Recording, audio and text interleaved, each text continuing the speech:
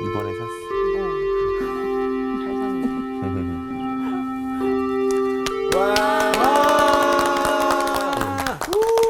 안녕하세요. 안녕하세요. 잘 지냈어요? 네. 반갑습니다. 이제는 제가 여러분들 표정만 딱 살펴도 오늘 복습 누구구나 딱 눈에 들어와요. 자, 시작하시죠. 저는 오늘 얘가 안 오는 줄 알았어요. 너무 조용해가지고. 복습이 사람의 성령을 바꾸는 거예요. 그렇죠.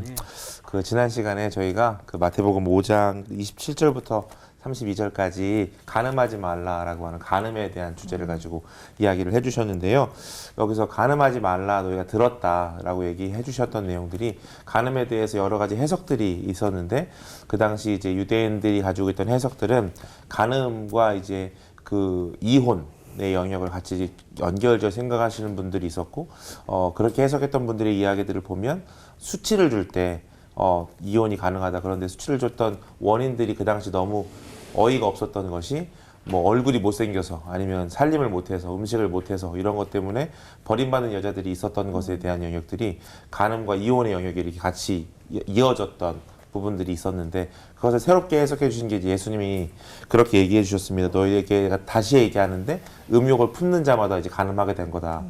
이것은 이제 후에도 뭐 눈에 대해서 또 손에 대해서 얘기하셨던 게 몸의 영역과 연결지어지는 것인데 간음이라고 하는 게 결국은 그 몸의 생각 로마서 12장에 있는 말씀처럼 그러므로 형제들아 너희의 모든 자비하심으로 권하노니 너희 몸을 거룩한 산 제물로 드려라. 이제 그 말씀을 가지고 그 몸에 대한 영역이 결국은 무의식의 세계를 뜻하는 건데 그 무의식의 세계 속에 있는 모든 생각들을 더 거룩의 자리로 올려드려야 되고 부부의 정절이 그렇게 중요하다라는 얘기들을 해주신 게 기억이 나면서 마지막 이제 6가지를 그 정절에 대한 메시지를 해주셨는데 첫 번째가 부부는 두 사람의 관계가 아니라 두 가정이 연합된 관계다. 그리고 두 번째는 부부는 미래를 예측할 수 없는 어떤 그런 미래에 대한 서약이다라고 얘기해 주셨고 세 번째는 부부 관계에서 중요한 것은 이제 견딘 끝없는 참고 견디는 의미가 중요하다고 얘기해 주셨고 네 번째는 행복도 중요하지만 거룩과 정절이 중요하다고 얘기해 주셨고 다섯 번째는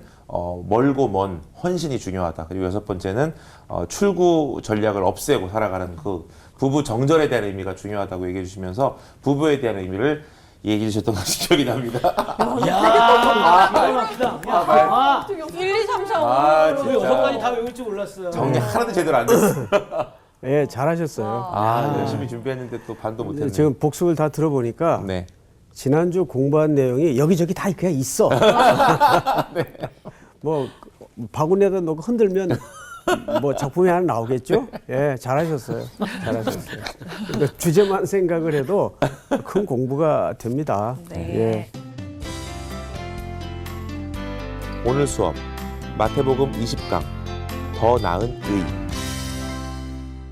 자, 오늘은 본문이 5장, 5장에 참 오래 머물렀죠? 네. 이제 네. 드디어 오늘 5장 마칩니다. 43절서부터 48절까지 우리 상훈 학생부터 네. 쭉 읽어 가시기 바랍니다. 또 내 이웃을 사랑하고 내 원수를 미워하라 하였다는 것을 너희가 들었으나 나는 너희에게 이르노니 너희 원수를 사랑하며 너희를 박해하는 자를 위하여 기도하라.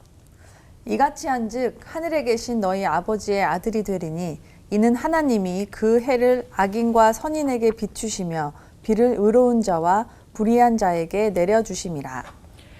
너희가 너희를 사랑하는 자를 사랑하면 무슨 상이 있으리요? 세리도 이같이 아니하느냐? 또 너희가 너희 형제에게만 무난하면 남보다 더하는 것이 무엇이냐? 이방인들도 이같이 아니하느냐? 그러므로 하늘에 계신 너희 아버지의 온전하심과 같이 너희도 온전하라. 아멘.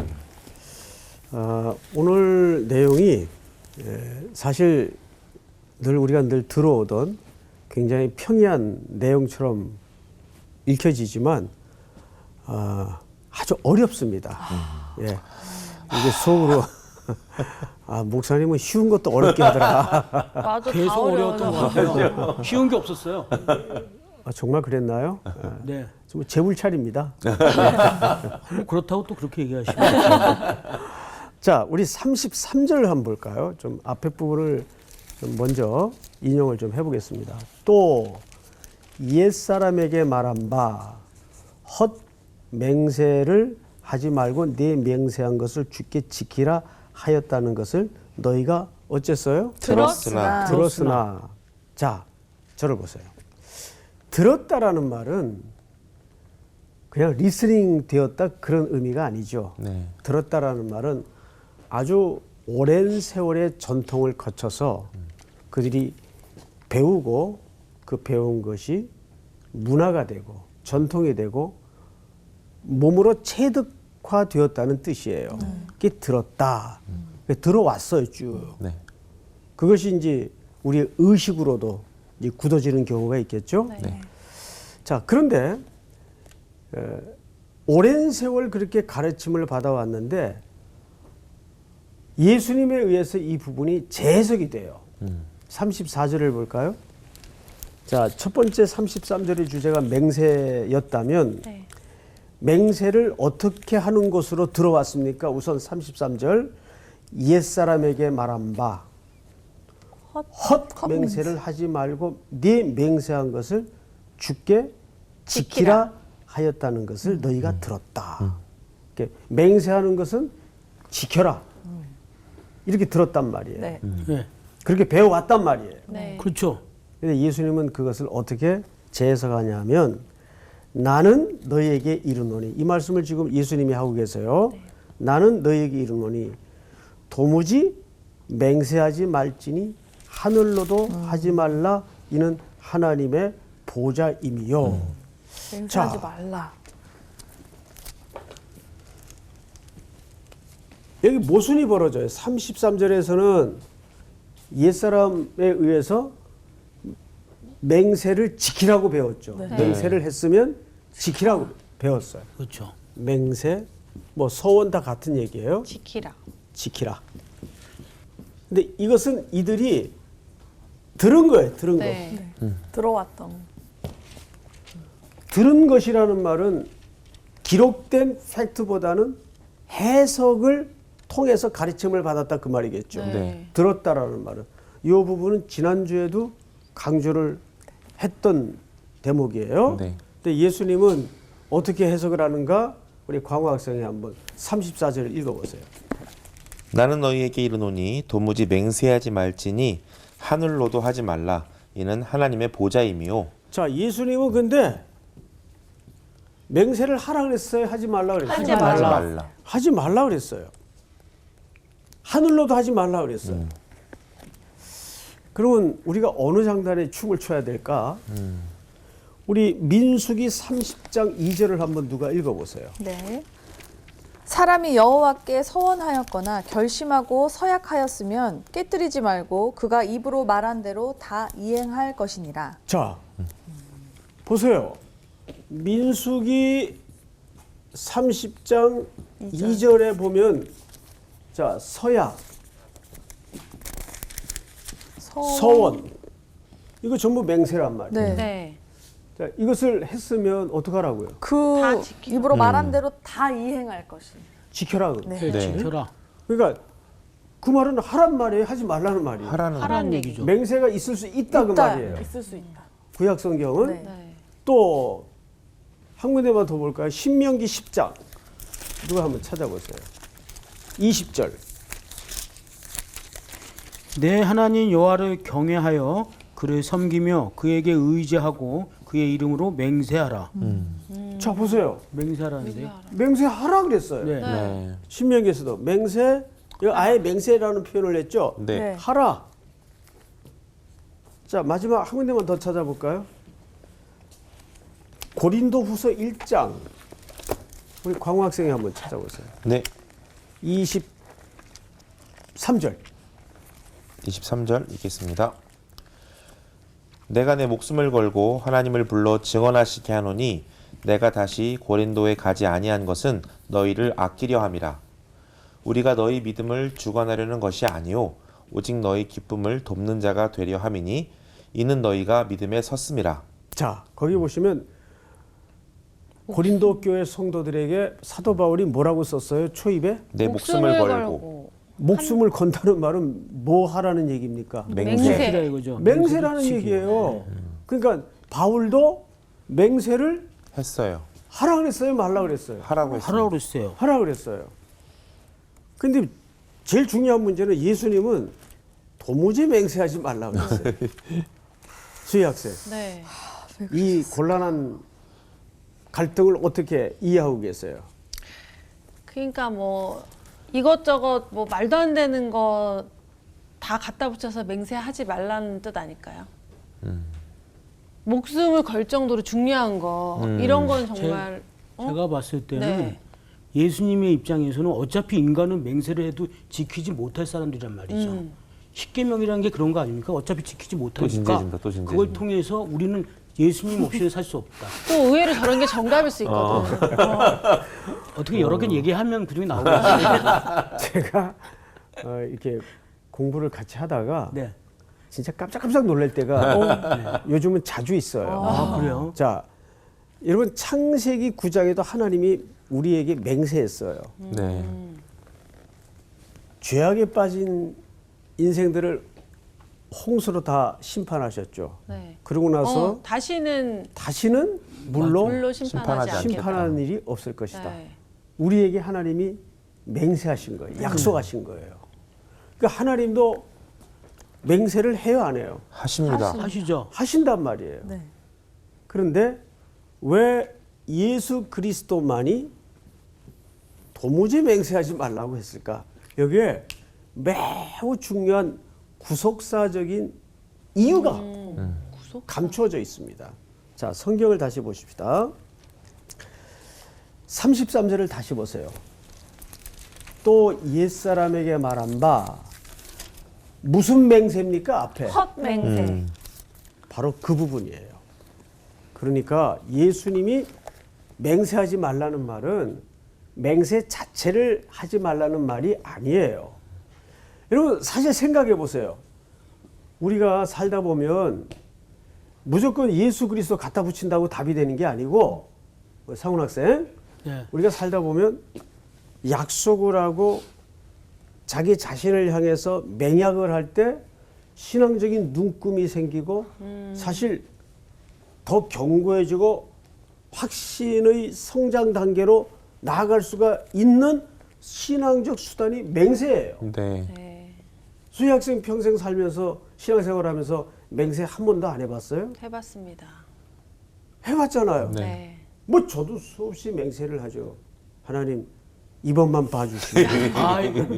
이번만 봐주시면 절대, 이런 맹세가 어릴 적부터 얼마나 많았어요. 네. 그런데 사실 그게 또 물거품이 되고 아무 의미가 없어지는 것 같지만 내 안에서 나도 모르는 사이에 주님께로 더욱더 다가가는 눈금이 네. 생기고. 형성이 돼요. 네. 예수님이 여기서 강조하는 것은 이 33절에 맹세 앞에 무슨 수식어가 있나 잘 보세요. 헛 맹세. 헛된 헛맹세를 하지 말라 그 말이에요. 그러면 헛맹세가 뭐냐 그 말이에요. 예수님이 여기서 지금 염두에 두고 있는 헛맹세가 그것이 오늘 드러내야 될 중요한 이유입니다. 네. 맹세 자체는 예수님이 악이다 또는 선이다 하라 하지 말라 그런 관점이 아니에요. 성경에는 전부 다 맹세로 우리의 구속이 이루어지게 돼 있어요. 언약이라는 게 뭐예요? 하나님이 우리에게 찾아오시는 관계잖아요. 그렇죠? 자, 성경을 다시 보십시다. 그래서 여기서 말하는 것은 이런 뜻입니다. 헛된 맹세란 진심도 진정도 진실도 일관성도 없으면서 그냥 종교적인 형식을 갖추기 위해 자기의 그 인간적인 열심을 드러내기 위한 외식적인 수단으로 맹세하는 경우가 너무나 많았다 이 말이에요. 그 당시에. 자, 큰 두 번째로 38절을 보세요. 또 눈은 눈으로 이는 이로 갚으라 하였다는 것을 너희가, 이것도 뭐예요? 들었으나. 여기서 들었으나 그래요. 이제 주제가 눈이라는 주제로 건너왔어요. 네. 레위기 24장을 우리 한번 찾아보십시다. 레위기 자 17절부터 제가 좀 읽겠습니다. 사람을 쳐 죽인 자는 반드시 죽일 것이요 짐승을 쳐 죽인 자는 짐승으로 짐승을 갚을 것이며 여기서부터 사람이 만일 그의 이웃에게 상해를 입혔으면 그가 행한 대로 그에게 행할 것이니 상처에는 상처로 눈에는 눈으로 저기 원본이 나오죠. 네. 예수님이 인용하셨던 말씀에 원본이 여기 나와요. 이에는 이로 갚을지라 남에게 상해를 입힌 그대로 그에게 그렇게 할 것이며 자 왜 성경은 이런 좀 살벌한 법규까지를 제정해서 사람을 올가맬까요? 야, 이게 하나님 말씀이 이거 좀 너무 심한 거 아닌가? 그러니까 성경은 엄정하게 광호 학생 네. 보복할 수 있답니까? 절대 안 된다는 겁니까? 할 수 있다. 할 수 있다. 네. 예, 이제 이게 법 정신을 잘 이해하지 못한 대답들이에요. 네. 그렇죠? 아니, 눈에 보기에는 그렇게 보여져서. 그러니까 네. 우리가 이런 대답을 할 수밖에 없어요. 그렇죠. 거기에 기꺼이 이제 우리 광호 학생이 제물이 된 거예요. 네. 근데 누가 읽어도 성경 이 구절을 보면 오라 성경에 보복을 그럼 하라고 돼 있네. 네. 야 이제 죽었다 이거. 이런 내가 거 당한 하는 게 얘기일까요? 얼마나 뭐. 근데 어차피 해줄 거야, 이렇게 뭐 이러면서. 똑같이 할 수가 없잖아요. 없지.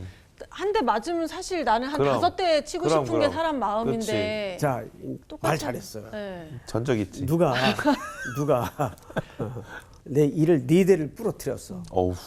이 나갔네. 네 대. 하나, 둘, 셋, 넷, 셌어. 너 일로 와. 딱 돼. 네 개만 날리기. 내가 이 네 대 나갔으니까 너도 네 대만 맞아라. 그리고 그것도 똑같은 자리에 나가게 해야 돼. 그 얘기일까요?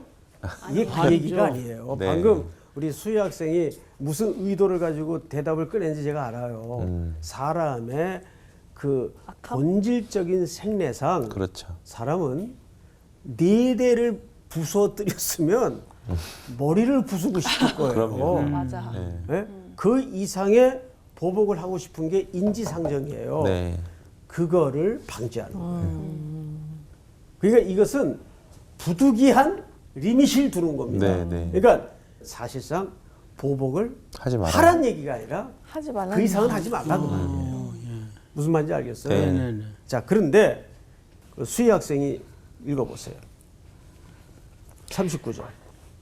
나는 너희에게 이르노니 악한 자를 대적하지 말라. 누구든지 내 오른편 뺨을 치거든 왼편도 돌려대며 또 너를 고발하여 속옷을 가지고자 하는 자에게 겉옷까지도 가지게 하며 또 누구든지 너로 억지로 오리를 가게 하거든 그 사람과 신리를 동행하고 내게 구하는 자에게 주며 내게 꾸고자 하는 자에게 거절하지 말라. 네. 누구든지 네 오른뺨을 치거든 어디를 돌려대고 왼뺨. 왼뺨을 여길 맞았어요. 네. 네? 오른뺨이죠 여기가. 근데 여기도 돌려대라는 거예요. 자 그러면 오른쪽 때리기가 쉽지 않아. 광호 학생이 앞으로 잠깐만 나와 보세요. 우와. 맞는 거야 이제. 너 목사님 때리면 안 돼. 이 수업 시간에 나오기 처음이죠. 처음이에요. 자, 저를 보고 계세요. 네. 우리 학생들 아, 잘 네. 보게. 아, 네, 네. 내가 오른뺨을 때리려면 내 어느 손이 필요할까요? 왼손. 왼손이 그렇죠. 네. 내 왼손으로 때려야 돼. 이렇게. 그렇죠? 네. 그런데 어느 뺨도 돌려대라고요. 왼뺨. 왼뺨. 왼쪽이죠. 그럼 네. 내가 왼쪽을 때리려면 오른손. 이걸로 이렇게 손등을 때리지 않잖아. 중국 영화에서 많이 본 것 같은데. 오른손으로 때린다고. 네, 네. 오른손으로 때려야 네, 네. 왼뺨이 맞아요. 네. 자, 이제 이해가 확 됐죠? 네. 박수. 들어가. 근데 잘 들어가세요. 이해가 안 됐습니다. 다시 한번 때려주십시오. 자, 제가 이 이유를 예정으로 드는 이유가 있어요. 예수님이 이 말씀을 하신 그 근본적인 이유를 설명하기 위해서입니다. 우리 모두 성경을 찾읍시다. 출애굽기 29장. 찾기 쉽겠죠? 네. 출애굽기. 자, 누가 읽냐면 우리 향기 학생이 19절서부터 읽어보세요. 너는 다른 순양을 택하고 아론과 그 아들들은 그 순양의 머리 위에 안수할지며 너는 그 순양을 잡고 그것의 피를 가져다가 아론의 오른쪽 귓뿌리와 그의 아들들의 오른쪽 귓뿌리에 바르고 그 오른손 엄지와 오른발 엄지에 바르고 그 피를 제단 주위에 뿌리고. 네. 오른손. 이 제사법은 세 곳에 피를 바르도록 되어 있어요. 전부 근데 어느 쪽이에요? 오른쪽. 오른쪽이에요. 네. 오른쪽은 성경에서 어떤 상징을 갖고 있는가 하면 하나님의 택함과 하나님의 전능과 능력의 상징성을 갖고 있어요. 그리고 왼 팔잡이들은 전부 열애되고 저주받은 사람들이냐, 상징이 그렇다는 얘기예요. 실지가 아니라. 네. 그래서 그 피를 전부 어디에 바르도록 되어 있는 오른쪽 귓뿌리, 귓뿌리, 오른쪽 엄지, 엄지, 오른쪽 오른발. 발가락. 왜 그럴까요? 자, 발가락, 손가락, 귀는 뭘 함의하고 있나 한번 헤아려 보세요.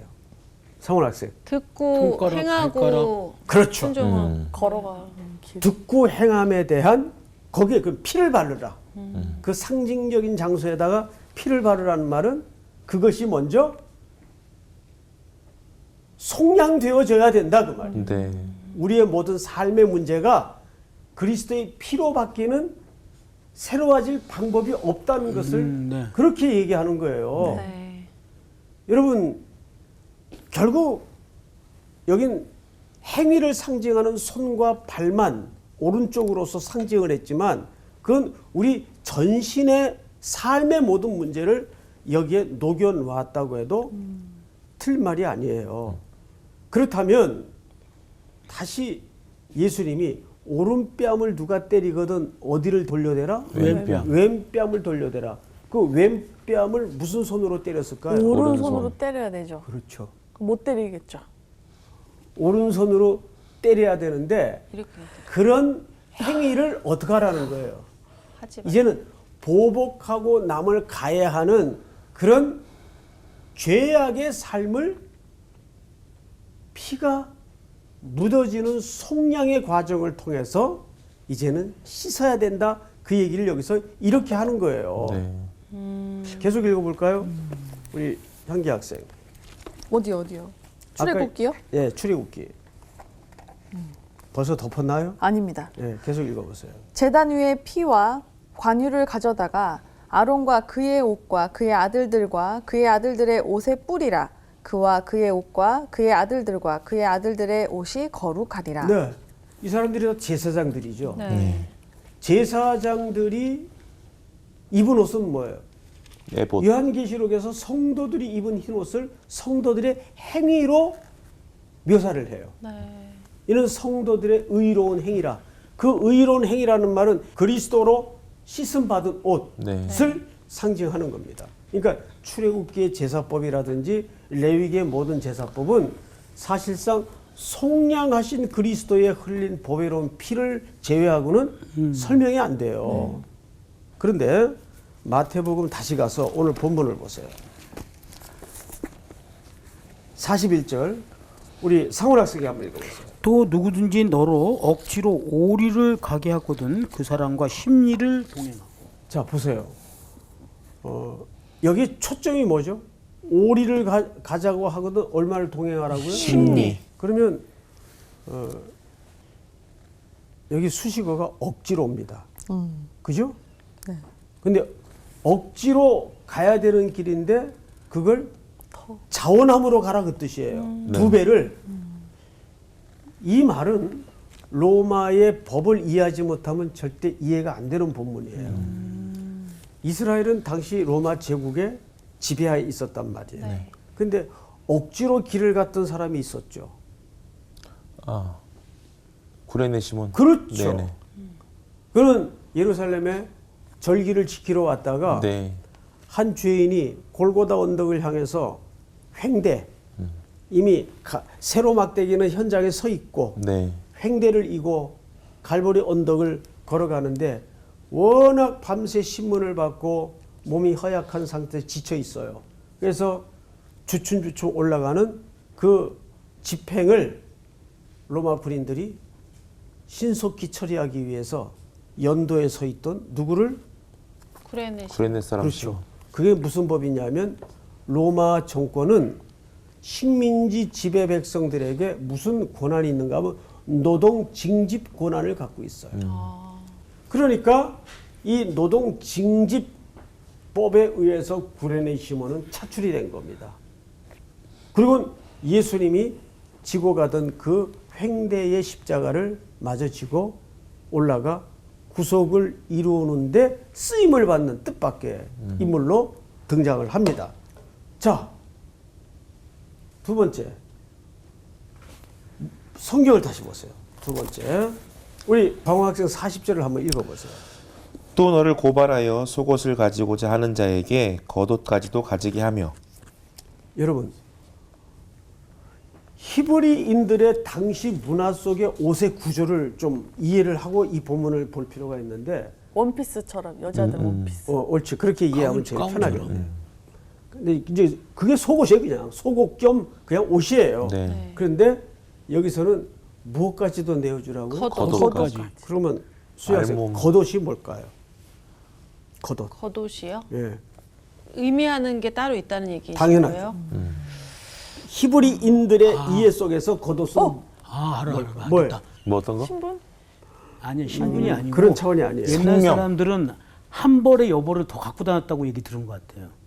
그러니까 예, 그런 문화도 있어요. 아니 그래서 이제 이게 그거랑- 뭐냐면 겉옷은 그 당시 시대 때 그러니까. 거기가 엄청 추웠잖아요. 그래서 이게 생명과 연결된 거잖아요. 저녁에는 추우니까 엄청 추우니까 이 겉옷을 속옷은 이거 벗어주면 내 생명을 생명을 그렇지. 주는 것 예, 같아요. 맞습니다. 그 그러니까 말이 겉옷이라는 개념은 그 당시 사람들의 문화 속에서는 어떤 이해로 들어와 있는가 하면 마지막입니다. 그렇죠. 마지막. 이게 전부예요. 남은 게 이게 전부라는 그런 개념이 있죠. 왜? 네. 그런 의미를 겉옷 속에 담고 있어요.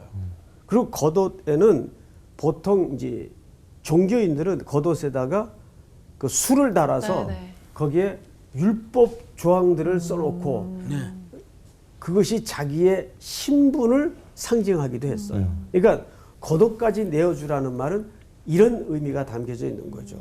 마지막 그것까지 다 내어주라고. 주라고. 쉽지 않대. 그래서 제가 쉽지 않다고 그랬죠. 네. 우리가 할 수 있어요, 이거? 못해요. 저도 못하겠네요. 근데 아직 더 남았어요. 아직이요? 이걸로 끝나는 게 아니에요. 더 있어. 자, 42절을 볼까요? 현기 학생 네. 맞아 한번 다시 읽어보세요. 내게 구하는 자에게 주며 내게 꾸고자 하는 자에게 거절하지 말라. 여기 꾸고자 하는 자. 꾸고자 하는 자가 뭘까요? 빌려달라. 여러분, 시편에도 보면 은혜로 이웃에게 꾸어주는 자라는 표현이 나와요. 구워주. 시편 112편에 보면. 이 꾸어주다라는 말은 그 히브리 말로 라바. 라바 요 밑에 자막이 나오죠? 112편 5절에 있어요. 시편. 근데 이 꾸어주는 자, 이 라바라는 말인데 이 말은 뭐냐면 연결시키다 그 말이에요. 연결시키다. 또는 결합시키다. 놀라운 단어예요. 자, 우리가 보세요. 내가 수희 학생이 어떤 결핍을 확인하고 뭔가를 꾸어줬어. 그러면 고대 선물의 개념으로는 그 결핍의 현장에 있던 자와 은혜라는 선물을 베푼 자와 관계가 이루어진 거예요. 네. 새로운 관계가 형성된 거예요. 네. 근데 나는 어떤 관점으로 베풀었고 꾸어줬는가 하면 나도 내게 없으니까 하나님께로부터 다 받았다는 마음으로 꾸어주는 거니까. 그러면 조수희 학생은 결국 마지막에 누구랑 연결 지어지는 결과가 되죠? 하나님과. 그렇죠. 그래서 이것이 커다란 하나의 새로운 공동체로 형성이 되는 거예요. 이 꾸어준다는 말이 굉장히 중요한 말이에요. 가난한 자에게 자비를 베풀고 꾸어주는 자는 내가 빌린 거다 그러셨어요. 하나님. 예? 내가 장광호한테 빌린 거다. 장광호 학생이 예를 들어 향기 학생이 어렵다는 걸 알고 뭐 한 학기 등록금을 내줬어. 이 성서학당은 참 좋은 학당이에요. 등록금이 없잖아 일단. 등록금이 없죠. 너무 좋습니다. 너무 행복한 학교예요. 맞아요. 예? 대한민국 학교가 다 그랬으면 좋겠는데. 아멘 자, 그러면 하나님이 장광호 학생한테 꾼 거예요. 네. 그러면 그 이면에는 이 학생은 사실은 누구의 관심 속에 있었다는 얘기일까요? 하나님. 당연하죠. 그러니까 제가 뭘 구워줄 때, 이거 조금만 줄까 아까워 이럴 그게 할 수가 없는 거네. 내 것이 아니니. 할 수가 없는 거죠. 내 것이 아니니까. 그렇죠. 네. 그런 생각을 가질 수가 없는 거예요. 이해가 돼요, 여러분? 네. 그래서 사람에게 너그럽게 한다는 말은 무슨 뜻인가 하면 뭐 둘 줘도 되는데 셋 준다 그 말이 아니에요. 너그럽게 한다는 말은 어마어마한 신학의 원리가 담아져 있는데 그리스도의 자비를 부어준다 그 뜻이에요. 너그럽게 한다는 말은. 그래서 기독교적인 평균은 너도 둘 갖고 너도 둘 갖고 그게 기독교적인 평균이 아니에요. 기독교적인 평균은 하나가 된다는 개념이에요. 그러면 서로 우월의 개념이 있을 수가 없죠. 네. 그럴 이유가 없잖아요. 네. 모두가 하나님. 그리스도라는 몸에서 하나가 되는 거니까. 그게 평균케 된다는 개념으로 바울이 사용을 하죠. 네. 자, 이제 마무리를 해나가십시다. 오늘 이 얘기가 어디서부터 시작이 되었는가를 알 필요가 있어요. 마태복음 5장 10절을 보세요. 5장 10절. 같이 한번 읽겠습니다. 전체가. 시작. 의를 위하여 박해를 받은 자는 복이 있나니 천국이 그들의 것이니라. 여기서부터 시작이 되었어요. 이게 팔복 중에 하나였잖아요. 네. 자, 그러면 여기서 의는 제가 강조를 거듭해서 말씀을 드렸죠. 이데아 세계나 개념이 아니라 이 의의 실체는 예수 그리스도. 그리스도라고 말씀을 드렸죠. 그러니까 우리는 바로 이 의를 위해서 그분을 따르기로 작정한 자들이잖아요. 네. 그러면 박해와 핍박이 이상한 걸까요? 당연한 걸까요? 당연한 거죠. 지금 오늘 공부한 내용들이 당연한 그 예수 그리스도를 따르기로 길나선 순례자라면 당연히 받아야 될 이 땅에서의 공고한 삶이라 그 말이죠. 네. 근데 이것을 누가 제일 먼저 앞장서 걸었는가 하면 예수. 겉옷을 빼앗기고 속옷까지 로마 군병들이 다 나누어 가졌잖아요. 네. 그리고 예수님은 억지로 가야 될 그 길을 자원하여 2배를 걸으셨어요. 그러니까 이 내용 속에는 그리스도께서 우리를 대신해서 고난받으시고 대속의 죽음을 죽으신 그림이 감춰져 있는 거예요. 그래서 20절을 잘 보세요. 5장 20절. 우리 또 다 같이 읽겠습니다. 시작. 내가 너희에게 이르노니 너희 의가 서기관과 바리새인보다 더 낫지 못하면 결국 천국에 들어가지 못하리라. 자, 여러분. 너희 의가 여기 너희는 누굴 가리킬까요? 제자들. 제자들이죠. 네. 우리들이죠. 근데 누구의 의보다? 서기관이랑 바리새인. 그러면 너희의 의는 누굽니까? 예수 그리스도. 예수 그리스도. 그리스도가 우리의 의가 되셨어요. 그러면 서기관과 바리새인들의 의는 뭡니까? 율법. 율법. 율법과 종교적인 열심과 행위와 득도와 비교와 경쟁을 통해서 저질렀다고 하는 거예요. 결국 그런 의보다 더 낫지 않으면 이건 비교 개념이 아니라 그걸 뛰어넘어가지 않으면 뭘로 뛰어넘어야 돼요? 그리스도. 예수의 공로로. 네. 예수의 공로로 우리가 그 자녀가 되었고 그 의에 우리가 묶여진 거예요. 네. 그 이야기를 오늘 20절에서는 너희의 의가 서기관과 바리새인보다 더 낫지 못하면 결코 어디에 들어가지 못한대요. 천국에 들어가. 이걸 잘못 비교 개념으로 읽으면 야, 천국 들어가기 쉽지 않겠다. 그 얘기일까요? 그 얘기 아니잖아요. 우리는 왜 예수님이 이렇게 극단적인 표현까지 써가면서 의의를 강조하는가? 그 의의는 인간의 열심이나 경쟁을 말하는 의의가 아니라 예수 그리스도. 나 공로 없지만 오늘도 빈손 들고 주님 의지하여 보좌 앞으로 나아갑니다. 이 고백을 가진 자. 할렐루야. 아멘. 예. 제가 어느 자매가 보낸 이제 문자인데 이게 이제 이 자매가 나한테 직접 보낸 건 아니고 이제 큐티를 하면서 이 본문을 가지고 얘기를 하다가 나는 못해요. 나 좋다는 사람이 좋지 나 싫어하는 사람까지 어떻게 사랑해. 좋아하는 사람도 다 못 챙기는데 원수를 그냥 무시하거나 신경 끄는 것은 할 수 있어. 난 왜 그럴까? 긍휼히 여기는 것까지는 노력하겠는데 사랑까지는 어렵다. 뭐 이런 이제 끌적끌적한 낙서를 누가 저한테 캡처해서 보내줬더라고요. 그래서 제가 그 멘트를 이렇게 읽다가 나도 모르게 속으로 나도 그래. 나도 그래. 나도 그래. 그러니까 우린 못해요. 네. 그러나 그리스도께서 십자가의 것을 이루고 성취해 놓으셨단 말이에요. 네. 자, 마지막으로 우리 48절 같이 한번 읽고 마치겠습니다. 시작. 그러므로 하늘에 계신 너희 아버지의 온전하심과 같이 너희도 온전하라. 자, 이거 제가 많이 강조하던 내용이죠. 네.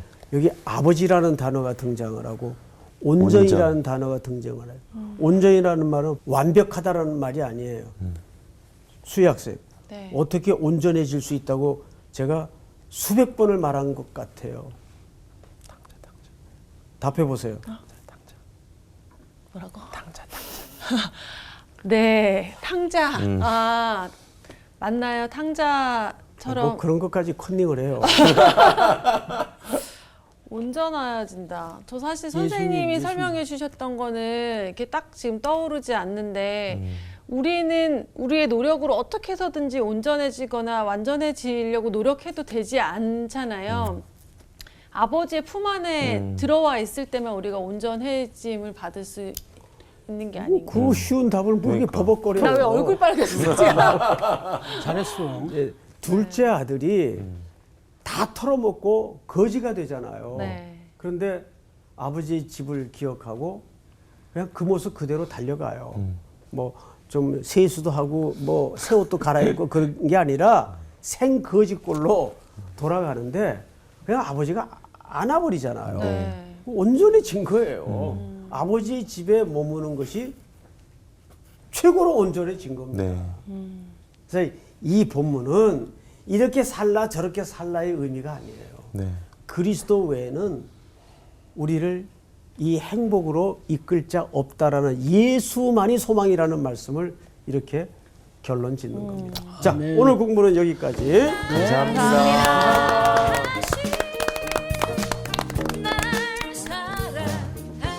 온전해지기로. 아, 갑자기 뭐야 이렇게 물었더니 얘가 당장 이러는 거야. 뭐라고? 그렇게 들렸을 수도 있겠네. 당장 지금 나오? 뭐 이러고. 진짜 그리스도 안에 있지 않으면 진짜 우리는 아무것도 할 수 없어요. 그죠? 근데 우리가 사실 진짜 억울하거나 하면은 한 만큼 갚아주고 싶은 게 사실 그러니까. 사람 마음인데 우리 안에도 죄성 때문에 그 이상을 하게 되지 똑같이가 사실 안 되잖아요. 그런 것들도 그냥 주님 앞에 다 맡기고 그 안에서 그냥 우리가 평안함을 누리길 원하시는 것 같다는 생각이 들었어요. 네. 옛날에는 진짜 뭐 화나는 일 있으면 바로 화를 냈는데 요새는 확실히 만약에 예수님이었다면 만약에 하나님이었다라는 이런 생각을 가지면 네. 다 용서가 되는 거예요. 최근에 화낸 일 없어요? 많이 있었던 것 같은데. 내가 만약 하나님이었다면 아유 용서해야지. 네, 우리 하늘의 아버지 온전하심을 닮아서 또 한 주 온전하게 다가갈 수 있으면 좋겠다는 마음이 드네요. 화이팅! 화이팅!